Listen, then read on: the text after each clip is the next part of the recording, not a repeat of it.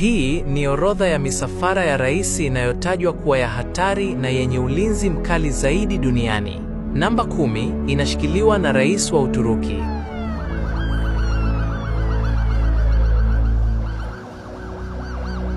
Recep Tayyip Erdogan. Msafara wa rais wa Uturuki hujulikana kwa magari mengi meusi ya kifahari pamoja na askari wenye silaha nzito.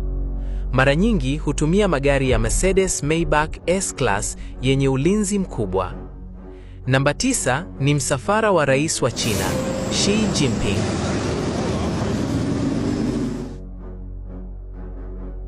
China ina mfumo wa usalama wa siri sana. Misafara yao huwa safi, ya nidhamu kali na hupita kwa kasi kubwa huku barabara zote zikifungwa kabisa. Unapenda movie kali zilizotafsiriwa kwa Kiswahili na zenye quality kubwa ya 4K? Ingia YouTube sasa hivi, kisha search Swahili Movie 4K. Utapata action, drama na movie mpya zinazovutia. Usisahau kusubscribe. Namba 8 ni msafara wa rais wa Ufaransa, Emmanuel Macron.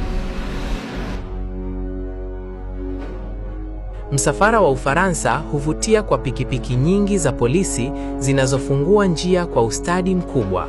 Magari yao huwa ya kisasa sana na yenye muonekano wa kifahari. Namba 7 ni msafara wa rais wa Korea Kaskazini, Kim Jong-un. Huu ni mmoja wa misafara ya ajabu zaidi duniani. Huku walinzi hukimbia pembeni ya gari la Mercedes-Benz S600 Pullman Guard wakilizunguka kwa miguu ili kuongeza usalama.